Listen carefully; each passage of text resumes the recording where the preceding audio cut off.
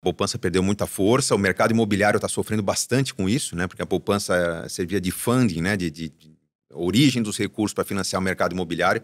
Então, os financiamentos de moradia perderam força por falta de poupança.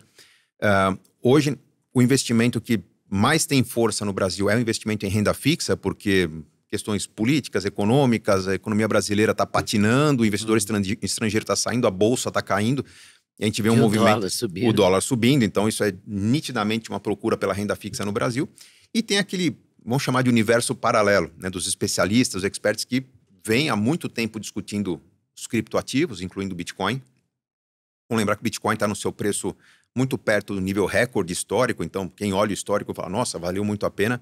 Mas eu tenho muitas ressalvas em relação ao Bitcoin, 2 motivos. Primeiro é a falta de fundamento.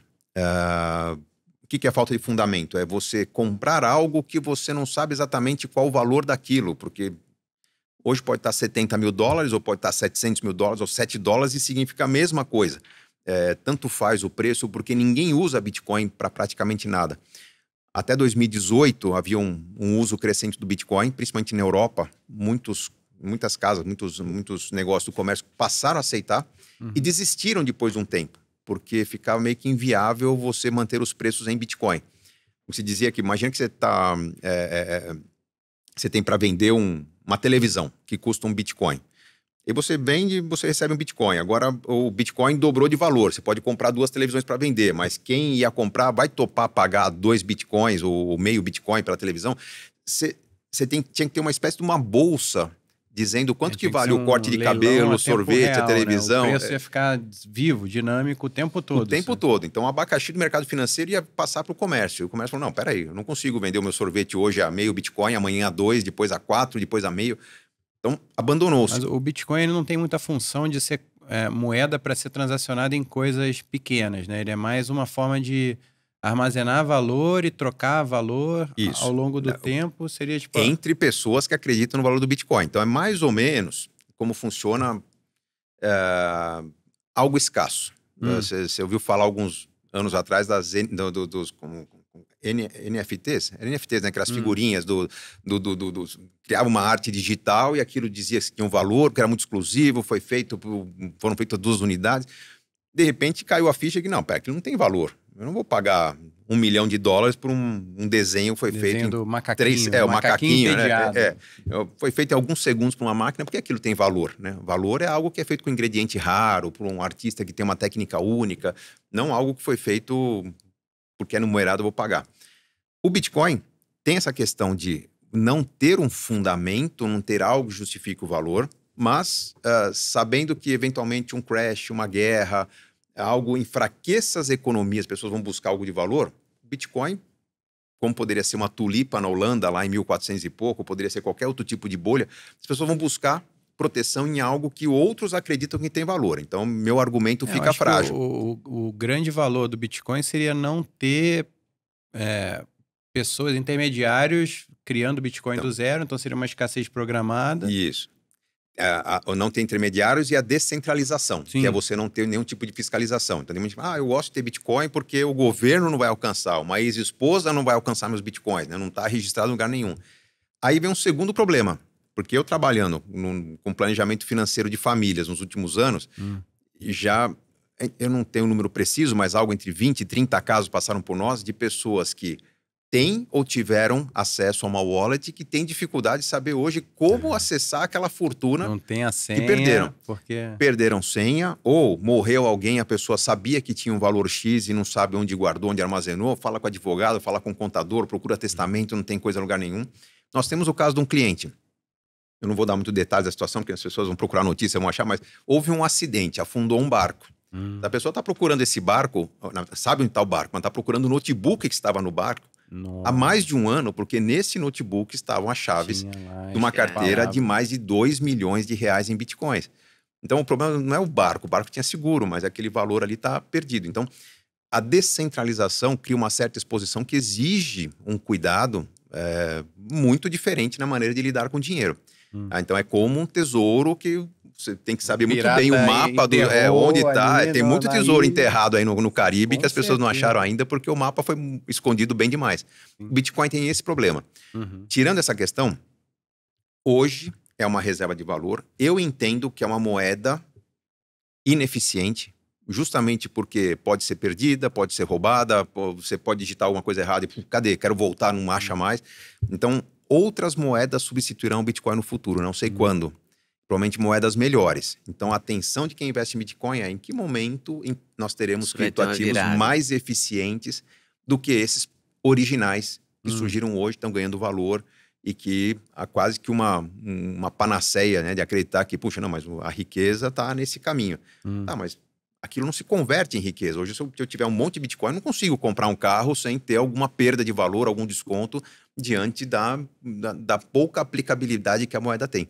Então, não tem aquele fundamento do valor realmente que está caracterizado na negociação. E só para a gente fechar, eu acho que falta falar o que é bom, onde está o investimento bom? O Leda, Bitcoin, no Brasil, pelo visto, não é. A poupança não é, já era, né? Vamos lá, o Bitcoin... Ou a poupança serve para o pequeno... A pessoa que ganha muito pouco, né? Porque ela guarda alguma coisinha ali. O que acontece hoje, Leda, é que a poupança ela tem o mesmo risco, a mesma complexidade, a mesma proteção de outros instrumentos que também permitem investir pouco, principalmente títulos públicos e investimentos similares. Alguns bancos de investimento permitem, bancos digitais, você coloca lá 100, 200 reais, rendimento automático, vai render muito mais que a poupança. Cooperativas de crédito, o cooperativismo, principalmente no interior do Brasil, é o que mais cresce no sistema financeiro, muito mais do que bancos hoje. Hoje você investe nas cooperativas de crédito com um rendimento bem superior da poupança. Então, os ativos classificados como renda fixa são a melhor opção de investimento para a segurança.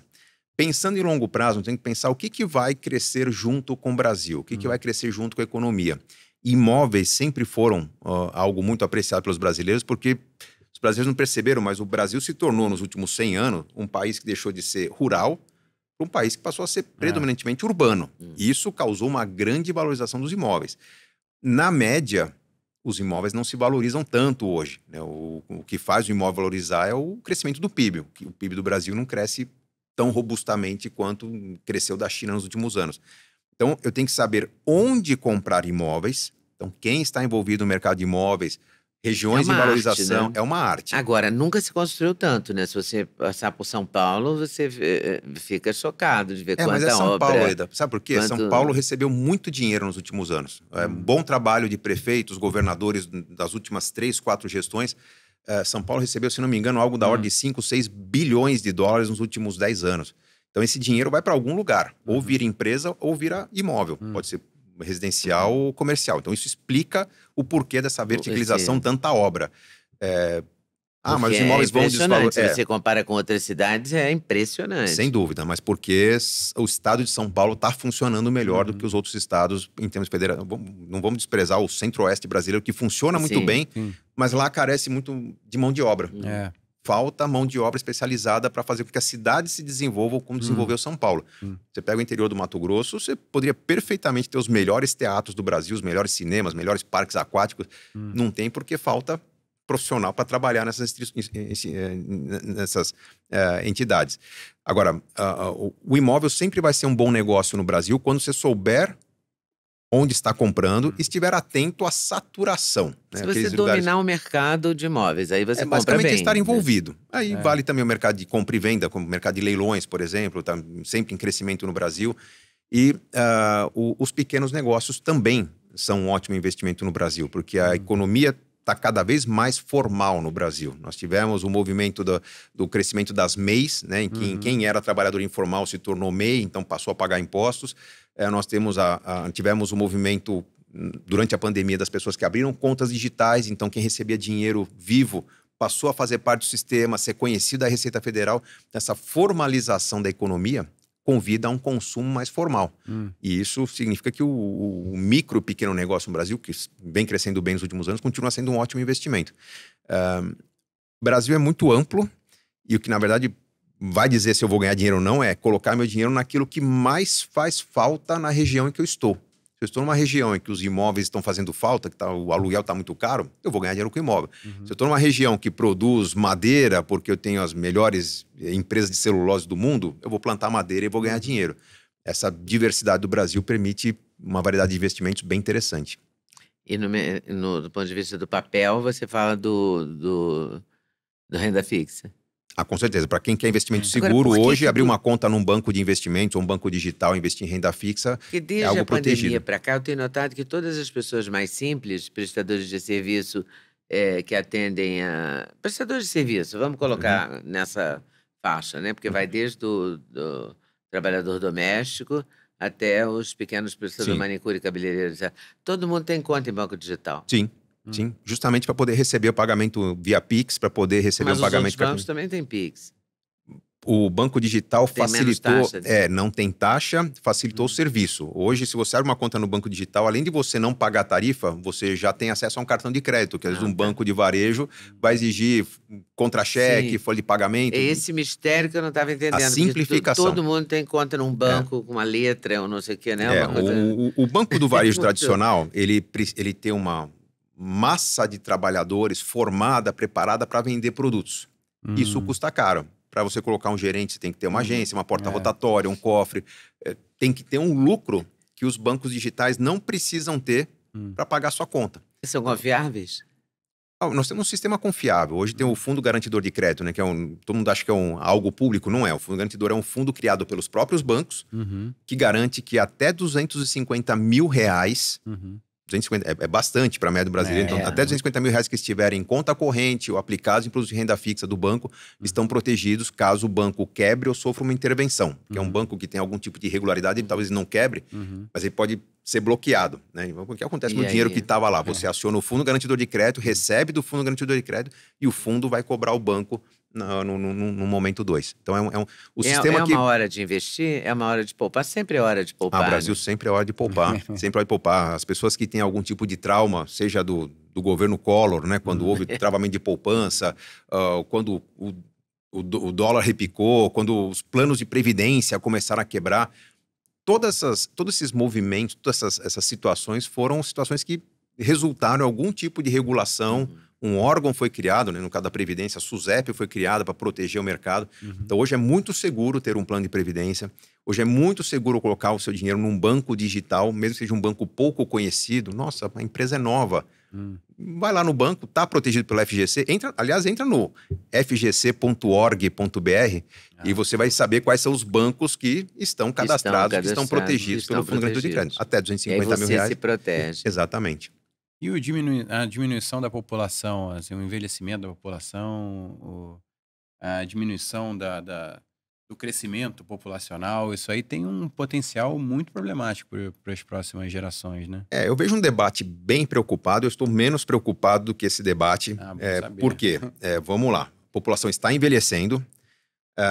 Eu acho que o brasileiro está enriquecendo na média, apesar de a gente ver muita pobreza, muita desigualdade, desemprego, mas nós vemos cada vez mais capacidade produtiva.